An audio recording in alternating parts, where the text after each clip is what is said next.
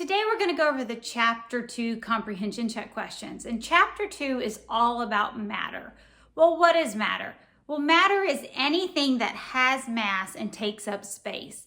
So matter is essentially everything that you see except for light. And so the chapter wants you to be able to classify matter. And we classify matter, we split it first into two main categories. The first one is pure substances, and the second one's mixture. And once you have if you have a pure substance can either be an element or it can be a compound. And if you have a mixture, it can either be a mixture that we call a heterogeneous mixture, or it can be a homogeneous mixture.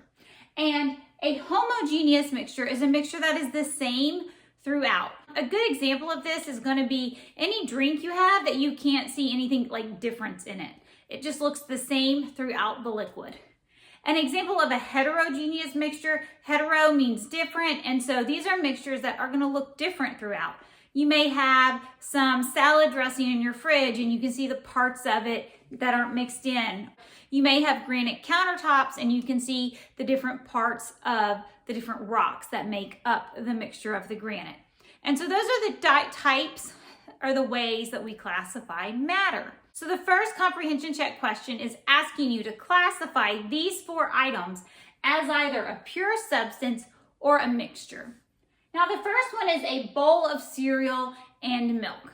Well, this is not one thing. It contains two things. It contains cereal and milk. And a pure substance is made up of just one item. So this is a mixture. Part B says an ice cube. And throughout an ice cube, you have one compound, and that is water. You have H2O throughout the entire compound, and it should not have anything else in it. And if that's the case, this is a pure substance. Part C is a drink made by dissolving a powder into it. And so in this drink, it says it's into water, and so you have water and you have the powder that you put into the water. So you have two things, so this is a mixture. Question D is a sample of oxygen. Oxygen is an element on our periodic table, and so if we just have pure oxygen, we have a pure substance. Comprehension check question number 2 gives you 4 examples of mixtures, and it asks you to classify these as either homogeneous or heterogeneous mixtures. Now remember that heterogeneous means different. So these are mixtures that you can see the different components in it. They're not thoroughly mixed throughout. And homo means the same. And so a homogeneous mixture is a mixture that is the same throughout the whole mixture. So part A says a bowl of cereal and milk. Well, if you make a bowl of cereal and milk, you can see the cereal separate from the milk. So it is a heterogeneous mixture. Part B says a clump of dirt from a lawn. Now, if you go in your yard and you pull up a chunk of dirt, you're probably going to get some grass in there, a little rock or gravel, and you're going to be able to see the different parts of this dirt. So this is going to also be a heterogeneous mixture. C is a drink made by dissolving a powder into water. If you do this correctly, you're not going to see the powder floating around in the water. It's going to all dissolve, and so this would be a mixture that is the same throughout the whole mixture, and we call this homogeneous. Part D says a clear sample of seawater. The assumption is made when it says clear that there's nothing floating in it. You don't have any seaweed or any wildlife floating in this sample. It just looks like clear water. And so seawater is a mixture of a few minerals and water and salt. And so, but if it is clear, it's mixed throughout, it looks the same. So this would be a homogeneous solution. So the reading before question number 3 introduces you to the law of mass conservation, or most books it's actually called the conservation of mass law. And this law just tells us that in any process, either physical or chemical, the total mass must remain the same. Mass is not being gained in any experiment, and it's not being lost. Question number 3 tells us that you can actually burn some metals. Magnesium is a metal that you can burn. If your teacher can safely burn it in lab, they may light it on a Bunsen burner and it glows this really bright white, like blinding bright white light. But as it burns, it's actually turning into a white powder. So you're going from what looks like little pieces of metal, and in the end you have left over this white powdery residue. Kind of looks like powdered sugar. But if you take a mass at the beginning of this experiment and then you mass it at the end, you actually are going to notice that your white powder at the end weighs more than the magnesium metal at the beginning. And so the question is asking us, what does this tell us about the process of the metal? Well, let's say I have my chunk of metal. It usually comes in like thin ribbons, and I'm starting with 10 grams. At the end, I have this powder, and I have 12 grams of the powder. How is this possible? Well, the only way this is possible is if there is something else happening in the reaction. There's something else here than just magnesium in order for me to have more at the end. It's not just coming out of nowhere. And that mass actually comes from the oxygen in the air. Question number 4 is wanting you to use conservation of mass to figure out what is included in a sample of baking soda. And so this is just basic baking soda that you probably have in your kitchen, in your pantry, or in your refrigerator. And baking soda so we have 50 grams of this. And if I take baking soda and I break it down into all the parts it's made out of, I would end up with 13.7 grams of Na, which if you don't know yet, Na is sodium, and 0.6 grams of hydrogen, 9.5 grams of oxygen, and some unknown amount of carbon dioxide. And what the question is wanting you to tell us is how much carbon dioxide would be in this baking soda.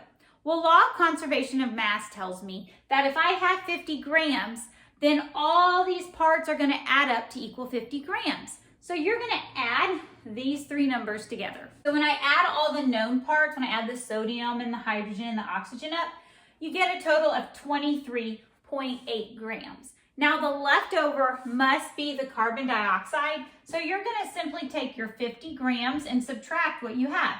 And when I do that math, I get 26.2. So I know that there must be 26.2 grams of carbon dioxide. And you can see this at home if you do the simple baking soda and vinegar experiment. What's happening is this carbon dioxide gas is all being released in all those really fun bubbles that you see in that classic volcano experiment. There is a part B of question number 4. It says that the sodium, the hydrogen, and the oxygen cannot be made into a simpler substances, but the carbon dioxide can be made into 2 simpler substances. It wants you to identify each of the chemicals that are involved as either a compound or an element.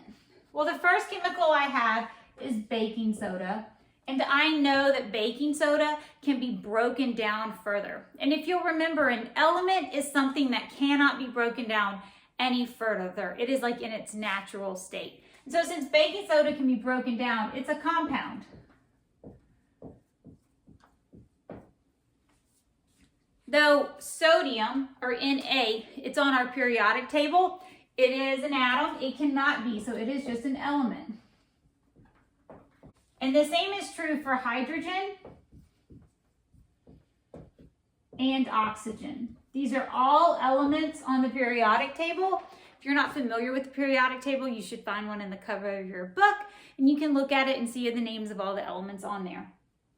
And then the last chemical that we have in this reaction is we have the carbon dioxide. Well, carbon dioxide is actually made up of carbon and oxygen, and so it is a compound.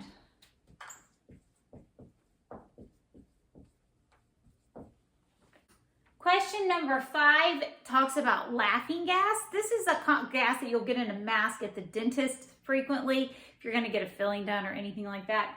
And it is a mixture. The question tells us that it's used as an anesthetic by dentists. It is a pure substance made up of 2 elements of nitrogen and oxygen. And that the air that we breathe is also mostly nitrogen and oxygen. But it's a mixture of nitrogen and oxygen. And so why can't the air that we breathe be used the same way as laughing gas is? Because they do contain the same elements. Air is actually a mixture of these two gases. It's a mixture of multiple gases, But when we write nitrogen gas and air, we write it as an N2, and you're going to learn a bit about why we do that later. And oxygen, we write it as an O2. And just a quick synopsis of why we have that 2 there is essentially neither one of these elements like to be alone. They always have to have a buddy with them. And so air is a mixture of these two. Well, when you have a mixture, each of these compounds keeps their own identity in the mixture. They keep their own properties. But when we have laughing gas, they tell us that laughing gas is made up of nitrogen, and it's a compound. So when the elements form into a compound, they lose their properties, their individual properties, and they get new properties in the compound. So the question is really wanting you to understand that when you have nitrogen and oxygen, and they're like a mixture and they maintain their compounds, they maintain their properties. But when we mix them together to make one compound, their properties change. Question number 6, you get introduced to the law of definite proportions. And this can be kind of confusing at first, but what this law says is that a compound will always have the same proportions by mass, or ratio by its mass. So if you think of water, water is H2O. Water will always have 2 hydrogens to 1 oxygen, and hydrogen peroxide is H2O2. So if we have water,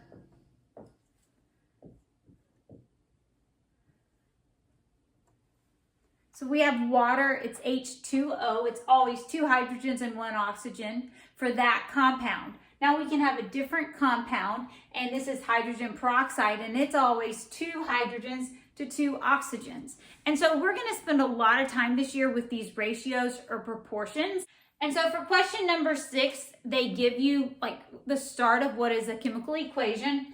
They tell you you're taking 10 grams of copper and you're mixing it with 3.21 grams of sulfur. And then it's producing 9.56 grams of some blue powder, and you have leftover copper.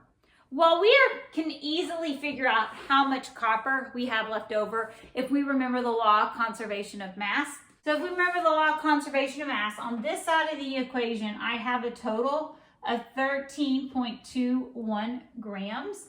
And so I, at the very end, after I've done this reaction, must still have 13.21 grams. And so to figure this out, you would take 13.21 and you're going to subtract the 9.56. And you get 3.65 grams. And so this is how much copper we have here. So we follow the law of conservation of mass. We start with the same mass and that we end with the same mass. That's the first part of the question. The second part of the question, it says, how much of each element should he react to make 100.4 grams of the blue powder with no leftovers? Well, I kind of try to think about this like if you like to bake and you make recipes. Let's say you have a recipe and it makes 18 cupcakes, but you want to be able to make 36 for your class at school. All you're going to be doing, that ratio, is you're going to be doubling your ingredients so that you end up with the appropriate amount of products, right? You're going to be doubling the amount of eggs and cake batter so that you have twice as many cupcakes in the end. It's telling me I want at the very end to have 100.4 grams of this blue powder, and I'm not going to have any of this leftover copper. And so the question is asking me, what is the reaction I have to have so that I can make 100.4 grams? Now, it's not as easy as doubling the recipe, but we can still figure out the proportions or the ratio. So to figure out how much I got to multiply this by to get 100.4, I'm going to say 100.4 divided by 9.56, and I get 10.5, and I'm going to stick with 3 significant figures because I've got 1, 2, 3 significant figures in this. 1, 2, 3, I've got 4 significant figures, so I report my answer to the least amount. So this is going to have 3 significant figures. So basically what I'm doing is I'm going to be taking this number and I'm multiplying it by 10.5 times in order to produce the amount of blue powder that I want. But before I can multiply these by 10.5, the difference is that my new equation says I don't want any leftover copper. And so in the first one, when I took 10 grams of copper, at the end of the reaction, I had some leftover copper. And so I want to do this reaction where I don't have anything left over. So let's figure out what copper needs to be so that there is none left over. Now, if I had 3.65 extra at the end, let's say I want to then start with 3.65 less so that I don't have any left over. So only 6.35 of this copper was used. So of the 10 grams, 6.35 grams of this was used.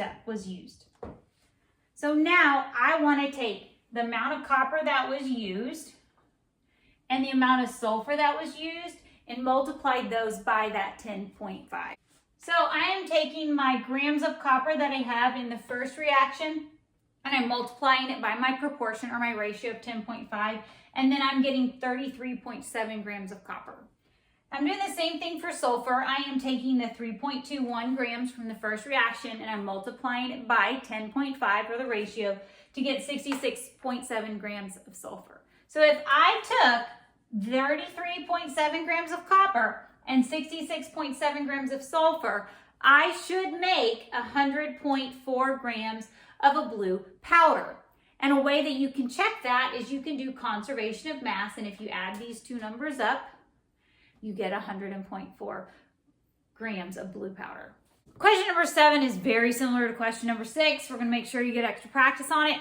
And so they give you a reaction, and I have written it more simpler than the paragraph in the book, but it tells me a chemist has 50 grams of sulfur, and they're reacting it with 50 grams of oxygen, and it's producing 83.4 grams of some gas and some leftover sulfur. And then we're going to be doing the experiment a second time with different numbers. So let's first calculate the amount of sulfur that is left over. Well, 50 plus 50 is 100. So if I start with 100 grams, I have to end with 100 grams. To figure out what that is, you're going to take your 100 grams and you're going to subtract 83.4. Get 16.6 grams. Now, I know that there's 16.6 grams left over of sulfur after this reaction. So let's simplify it and let's figure out what the ratio of the reaction is if I didn't even have sulfur left over, because there's no need to start with 16.6 grams of extra sulfur and just end up with it at the end. So we're going to, since we started with 50 grams and I had 16 left over, I'm going to say 50 grams and I'm going to minus the 16.6 to see how much actually of this sulfur I used. You should get 33.4 grams. So I'm going to write below it what happens in this reaction if I did it without any leftovers. And so it's 33.4 grams of sulfur plus 50 grams of oxygen, and that equals the 83.4 grams of the gas. If I want to check myself with conservation of mass, 50 plus 33.4 is 83.4. So now the question says, in a different reaction, the chemist or whoever is doing this experiment is reacting, taking 20 grams of sulfur, and they're using 30 grams of oxygen, and it's producing 49.9 grams of gas. And this time, instead of having excess sulfur, they have excess oxygen. So let's figure out how much excess oxygen there is. Well, if 20 plus 30 is 50, and 50 minus 49.9 equals 0.1. So there's not much leftover oxygen. Now, if there's 0.1 grams of leftover oxygen, I didn't use 30 grams of oxygen. He only really used 29.9 grams. Get rid of that extra, so we took it out of it. All right, so now I have two simplified equations. And the question is asking, are the two gases he made the same? Now, remember, law of definite proportions tells us that compounds are going to be the same if the proportions are the same by mass. So let's set up a proportion or a ratio to compare. So let's do for the first one, let's compare the oxygen to the sulfur. So if I was going to make a ratio of this, it would be 50 over 33.4. And I'm going to also compare that same ratio for down here.